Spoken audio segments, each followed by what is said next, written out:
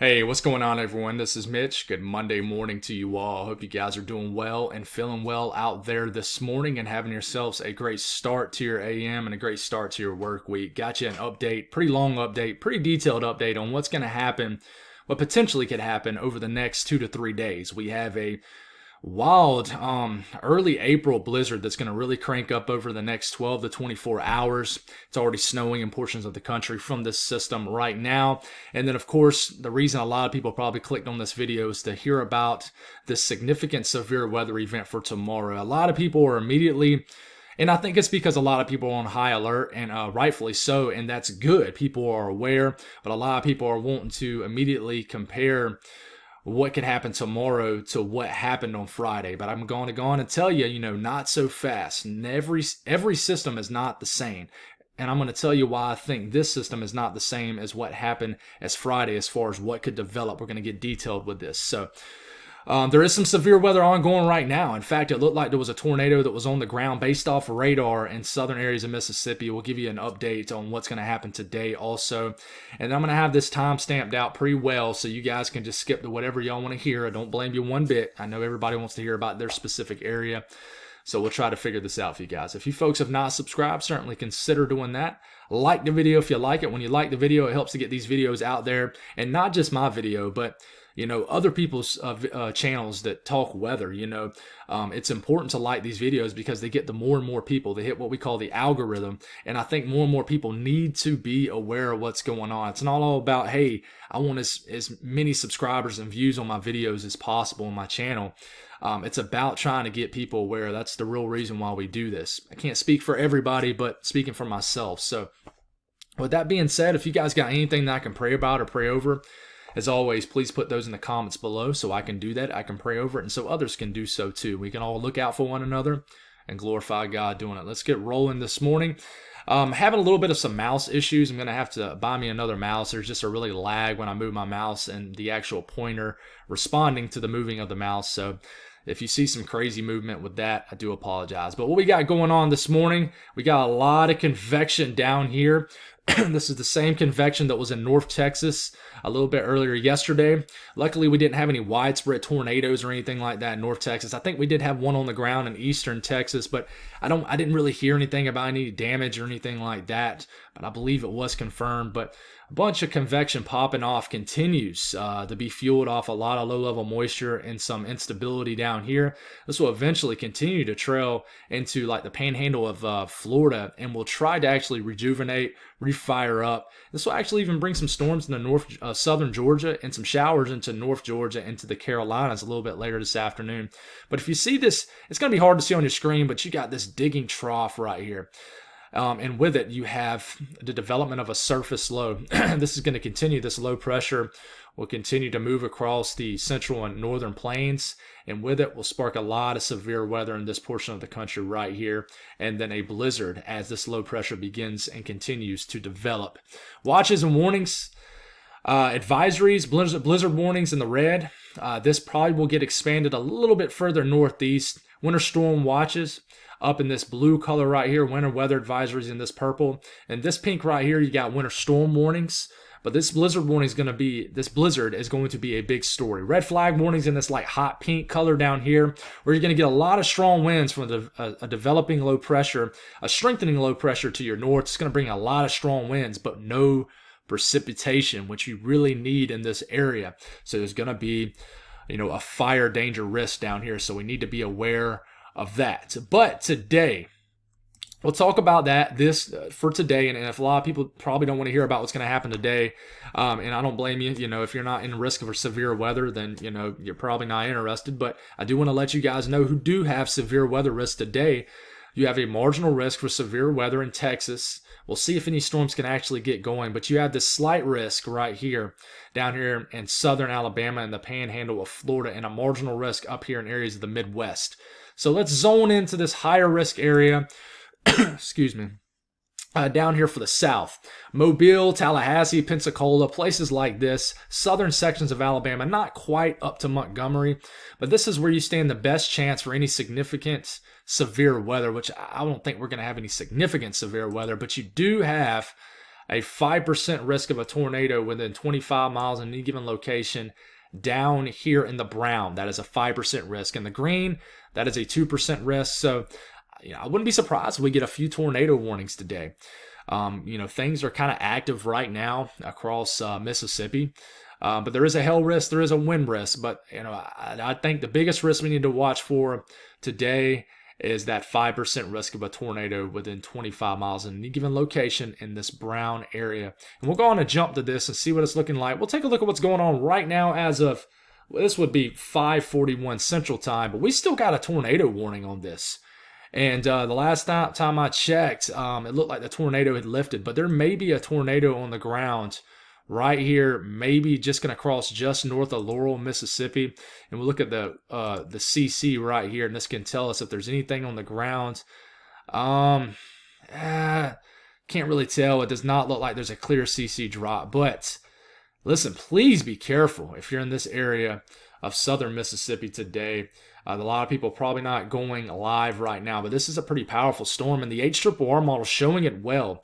So there's a lot of instability down here with the, a present state of a lot of low-level moisture and CAPE.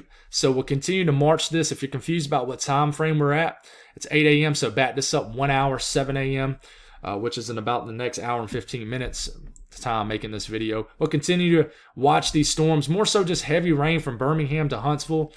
But down here in southern Alabama, these storms will begin to enter the southern half of the state, and there will be a lot of low-level moisture, higher dew points. In response, you'll have higher CAPE levels for these storms on the southern end to really fuel off of. So we'll get to 11 a.m., 12, lunchtime, 1 p.m.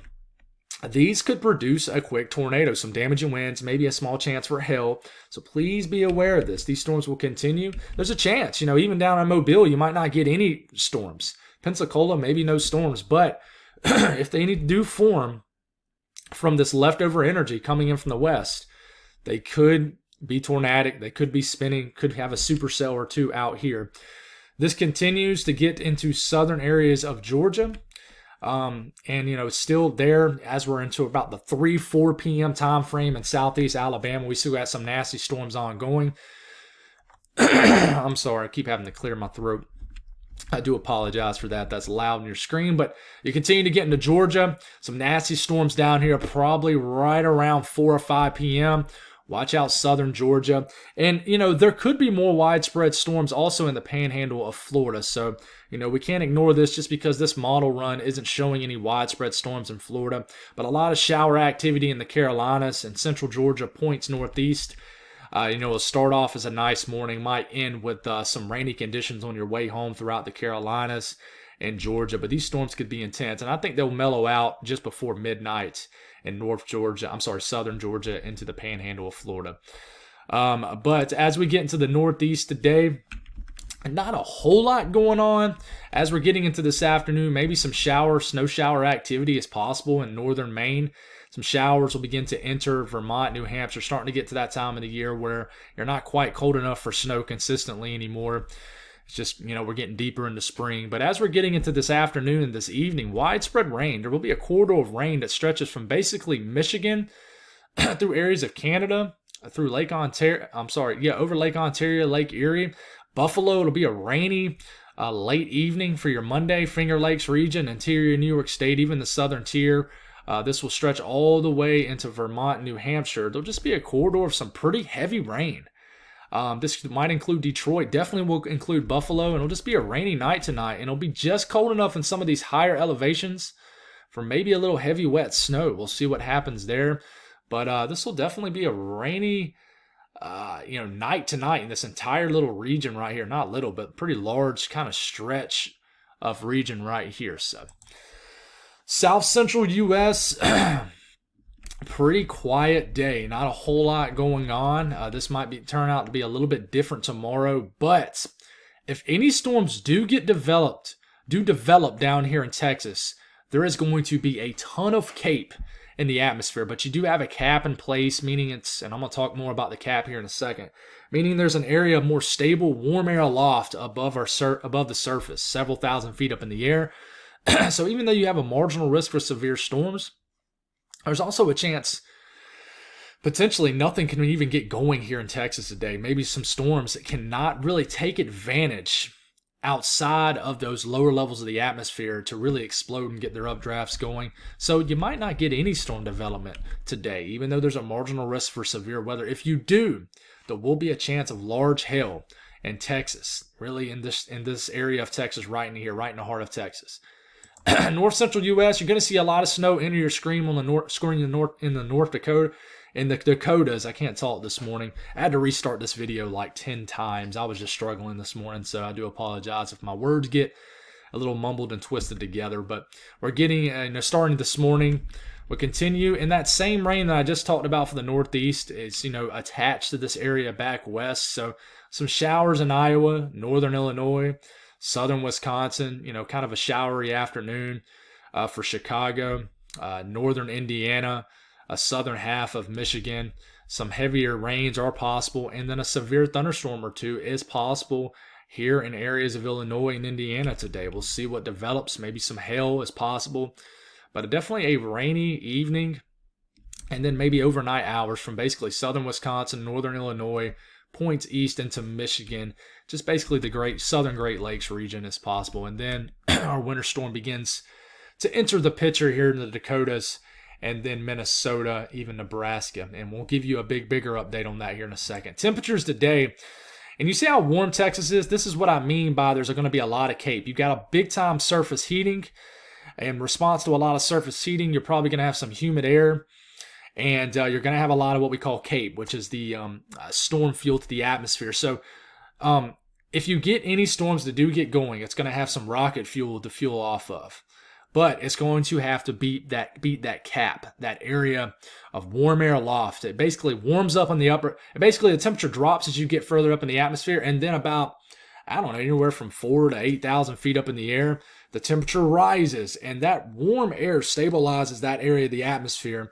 And as updrafts build into that area, it chokes them out and basically just stabilizes the atmosphere right in that region. So a nice day for most of the east, but there's going to be a pocket of cooler temperatures where you just have some rain-cooled air from Atlanta, the Chattanooga, up into the Cumberland Plateau, Asheville. It'll be a little bit cooler in these areas today. But if you're not being affected by widespread cloudiness, showers and storms, then it'll be, a pretty nice day today. Very warm in Texas and even warm into Louisiana, and even nice into the Ohio Valley and Midwest. A little bit cooler when you get into the upper Midwest and then areas of the, north central U.S. and plains. So here's our severe weather threat for tomorrow. We did get upgraded to a moderate risk, which, is not really surprising at all. We knew that someone was going to get a moderate risk. The big question is this going to be severe enough to be a high risk? And right now I would say no. But we do have a moderate risk of severe weather right into here. And then an enhanced region that is still up down here on the southern area. So let's zone into these regions and get a little bit more detailed. This moderate risk includes Davenport, Iowa City, Peoria. I think it just includes Peoria. It doesn't quite get to Bloomington. I think that technically, we're not going to get this detail, but I think technically the moderate and enhanced risk is cut right through Peoria. But you get down here to just about to Springfield, which you guys have a moderate, it looks like an enhanced risk. But Quincy, moderate risk. You get all the way to Cedar Rapids. I already mentioned you guys. Burlington, you guys have a moderate risk in Iowa. So, the enhanced risk stretches basically almost into St. Louis, almost into Kansas City, but it looks like you guys are now just under a slight risk. But there's a good chance that, this will have a chance to connect here. But there's a chance that it won't, and I'll talk about why here in a second. But there's a slight risk of severe storms, which is in the yellow for Chicago. And then an enhanced risk gets all the way into far southern regions of Wisconsin. Okay, so is it going to be as bad as Indiana, where you guys had a lot of tornadoes in Indiana? I didn't realize how many tornadoes you guys had there that were confirmed, but a lot late Friday. But this is what it's looking like for this region of the country. This will update throughout the day today into tomorrow morning. And then we get down into the enhanced region down into the south. There's no moderate risk, but you do have a enhanced region down here in the orange, which does include Little Rock, the Ozarks, Poplar Bluff, Missouri, Jonesboro, all the way down to Texarkana. Just a lot of smaller towns and communities in between. So, but almost all of southern Missouri has an enhanced risk. But if you notice, it's not as far east as the risk Friday. As you remember, we had a high risk in Mississippi, areas of northern Mississippi Friday. So this is a little bit further west, especially on the southern mode. Going back to the northern mode for the tornado risk, and I really wanted to show you this previously, you have a 15% risk in this red area of a tornado within 25 miles in any given location. The yellow, that is a 10% risk of a tornado. Same criteria. The brown, a 5% risk. The green, a 2% risk. But if you look, you have a black outline area into here. That is also, remember, for you folks who have been watching a lot over the last several days, remember that is at least a 10% risk of a significant tornado, which is an EF2 or higher. That's its own risk. You don't add it to that already 15% risk. It's its own deal, okay? So a 15% risk of a tornado and also a 10% risk of a significant tornado. You look at hail, this will be a big threat too. You have a 30% risk of hail pushing 1 inch of diameter or larger. And then in the yellow, a 15% risk of the same thing. And then you have this huge black outlined area that extends all the way into the southern mode. And that is at least a 10% risk to see significant hail, which is 2 inch of diameter or larger. There will be a hail. I'm sorry about all the clearing my throat, guys. I think it's just because I've been making all these long videos lately, just getting really dry in my throat. But anyways, 30% risk of winds pushing 50 knots or higher within 25 miles in any given location. In this red area, the yellow area is a 15% risk of the same, but you don't have a hatch risk up. So right now, there is no 10% risk of significant winds, but I do think that'll change. We'll see what happens because there is a lot of wind energy up here, a lot of what we call kinematics up here. So that's it for the northern mode. The southern mode, we just mentioned the risk criteria. Tornado threat, there is a 10% risk of a tornado within 25 miles in any given location. There is also a hatch region, basically for the same areas. There's a hatch risk for also a 10% risk of a stronger tornado. That's an EF2 or higher in this region. So you pretty much have a 10% hatch risk.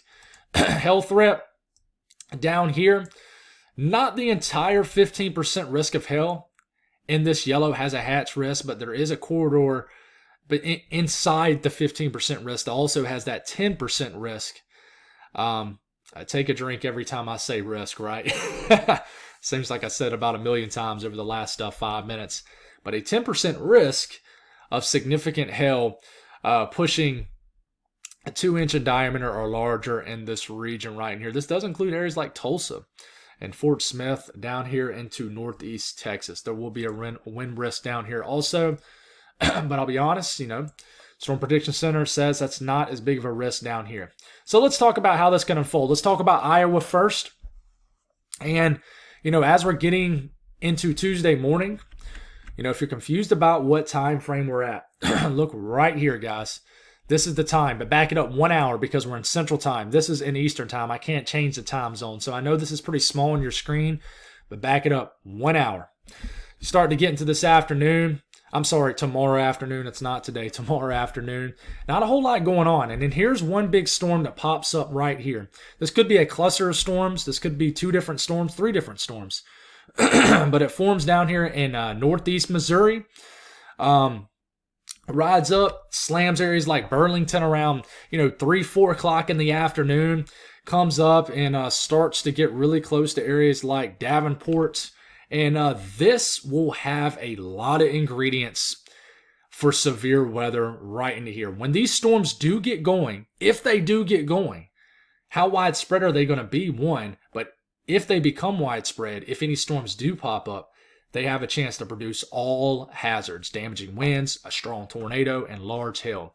And this forms, rides that Illinois-Iowa state line, comes up and hits gets very close to Iowa City.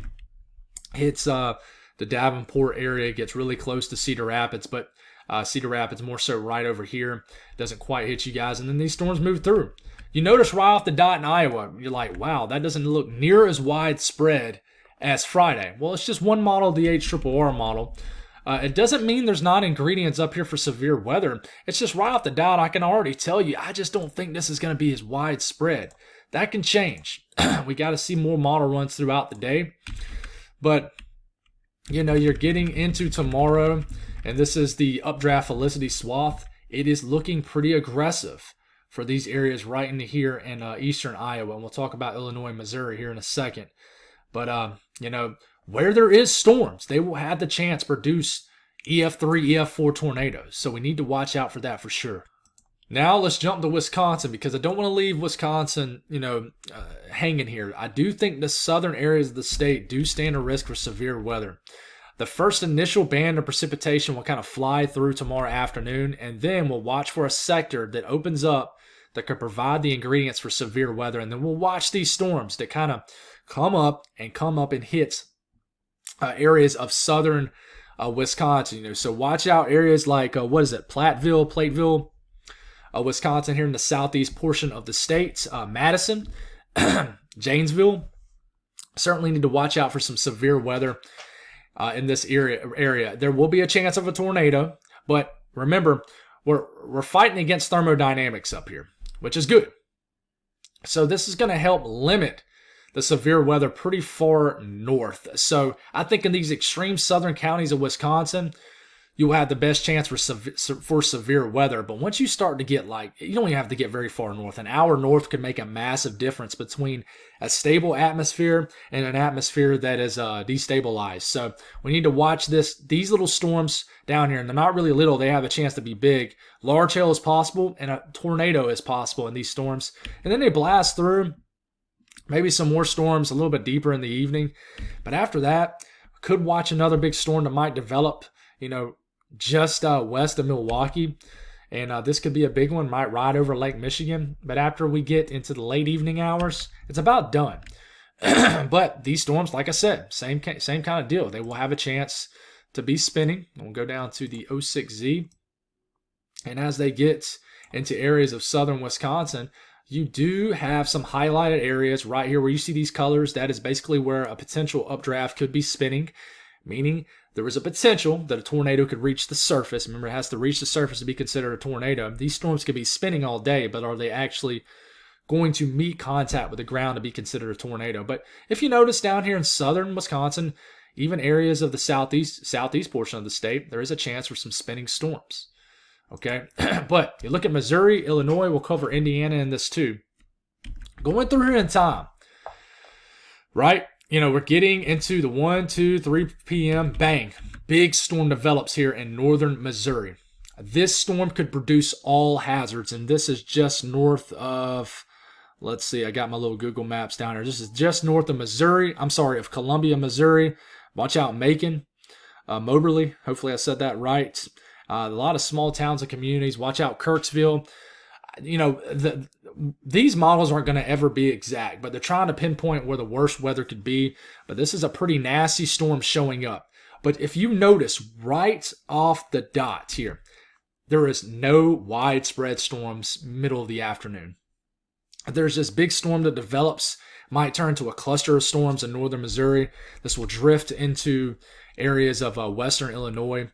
And as they do, like I said, any storms that breaks through the cap, that area of warm air aloft, will have everything. It's like just, lighting a match to gasoline. These storms will explode and have the chance to produce anything. So I guess what I'm saying is, you might be in the moderate risk or an enhanced risk for tomorrow, and you might not get a drop of rain. It might be sunny all day long.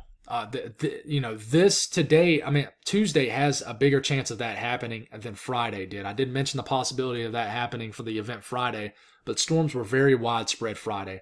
They will not be as widespread tomorrow, I do not think. But these storms continue. All these will have a chance to produce a tornado. So as we're getting into about 4 or 5 p.m. Over here in Illinois, Galesburg, watch out, Peoria, Princeton, a lot of small towns, communities, Ottawa. These storms will have a chance to produce tornadoes as you get into later in the afternoon. especially in this moderate risk. There's going to be enough forcing to the atmosphere, enough of a eroding cap for these storms to get going in this region, and this could be trouble down here. And then we continue to go. Some more storms will kind of ride out of northern Arkansas, moving to Missouri. And then we could have another round in the southern section of Missouri, southeast Missouri. We'll talk about Arkansas here in a second as we get into the late evening hours around midnight. And these could be some nocturnal tornado threats down here in southeast Missouri. And these eventually will try to ride into southern Illinois. I think southern Illinois will have some nasty storms probably after midnight sometime tomorrow night. And then the trailing cold front develops. And this is as far out as the HRRR model goes, but I think there'll be a line of intense thunderstorms that develop somewhere in Missouri, maybe even back into Kansas, maybe even Oklahoma, sometime in the middle of the night tomorrow night. The next run of the HRRR model will really give us a good idea how this could develop. But, you know, looking at the severe weather, if we look at the significant tornado parameter, we'll bump it back down to the 06Z here, and we're getting into tomorrow. And yeah, I mean, already in the morning, the significant tornado parameter is like 4s and 5s and 6s. It really tells you that the atmosphere is prime. It's just, are you going to have any thunderstorm development? Remember, when you look at the significant tornado parameter, just because you see these crazy, vibrant colors of 10s and 11s, that doesn't mean there's like a 10 out of 10, 11 out of 11 chance to be a tornado. It just means the atmosphere and the ingredients are there for severe weather. It's just, are you going to have storm development? And after you have storm development, that's when they can take advantage of the atmosphere in play, which we hope does not happen. But I mean, you take it all the way to 4, 5, 6 p.m. and look at the significant tornado parameter hitting a 16, a 20. This is ridiculous. So this is why you have the moderate risk right into here. And I just think there's going to be a really bad cluster of storms that develops in this region right here of Illinois, Missouri, and maybe southeast Iowa. But there could be thunderstorms down here too. And you continue going. I mean, this is getting into the late evening hours. Look at the significant tornado parameter along this trailing cold front. It's definitely a dangerous look right here. And we look at the updraft Felicity swaths, and it's really focusing in on this area right here, and then this area later tomorrow night. But this area tomorrow afternoon into tomorrow evening, I really think is under the gun for some nasty weather here. Northeast Missouri, western areas of Illinois, and southeast Iowa are certainly going to stand some nasty chances. So I keep mentioning a cap. So I'm taking a sounding just northwest of St. Louis. All right. Immediately, everybody wants to look at the possible hazardous type, which, you know, this stands for marginal risk. This is a looping hodograph. You see how it goes like this and kind of loops. That tells us that, you know, there's a spin to the atmosphere. One thing I want you to just focus in on this is this. Dew points in the mid-60s, which is supportive severe weather. You got a punch of dry air aloft, which means, you know, dew points is a measure of moisture in the atmosphere. So therefore, you know, at the surface, it's pretty humid in the mid-60s. But once you get, you know, about 10,000, 15,000 feet up in the atmosphere, it gets pretty dry.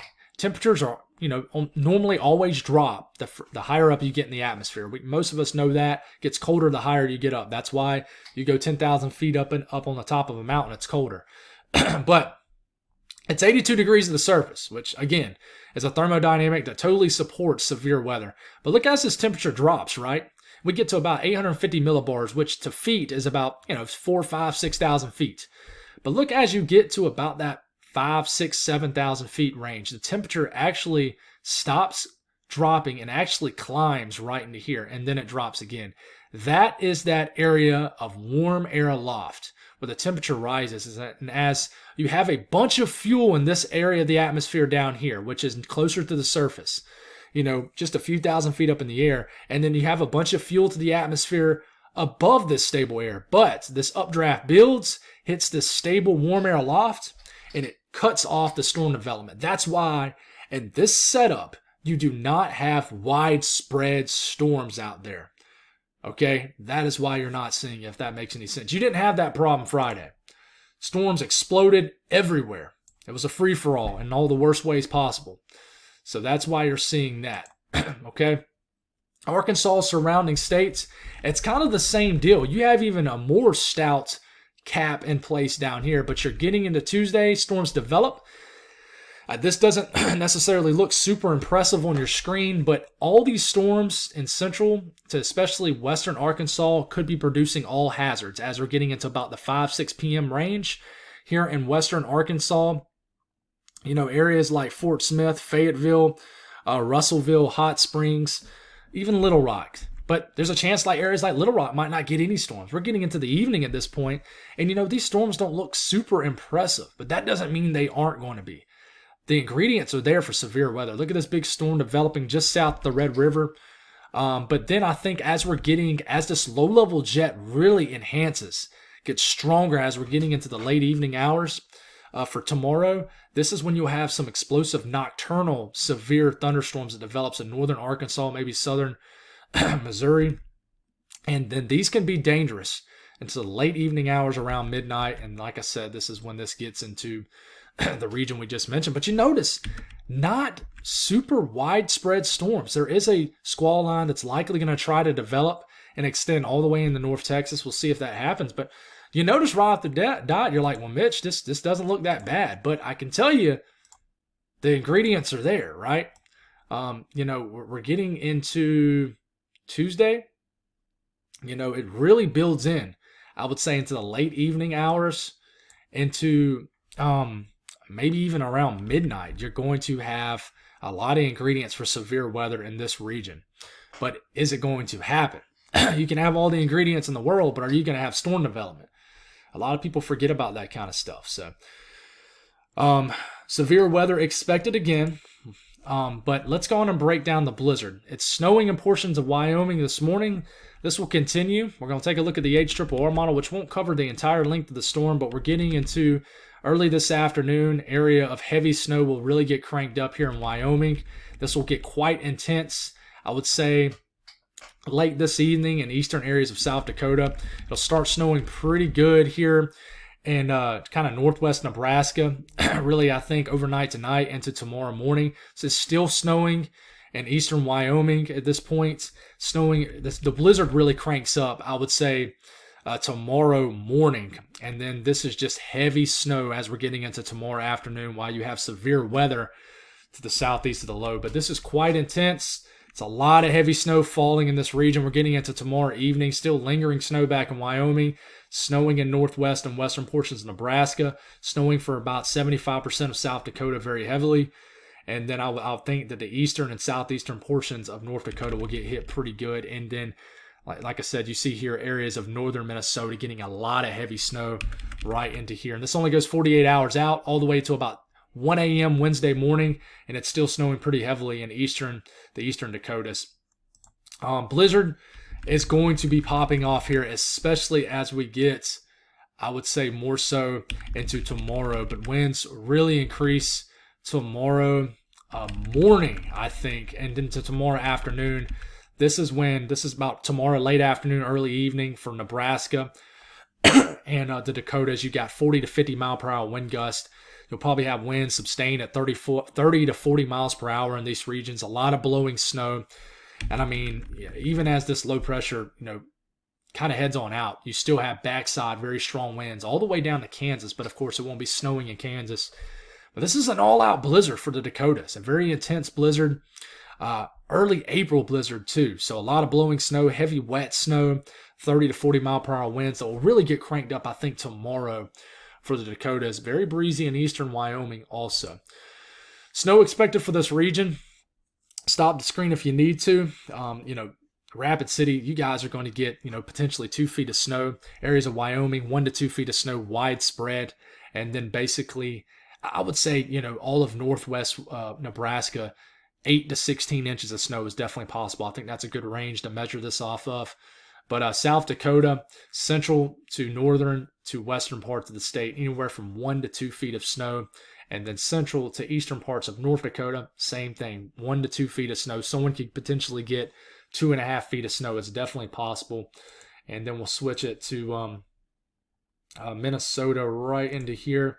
A lot of snow expected for you guys up into here with this system. A lot of snow.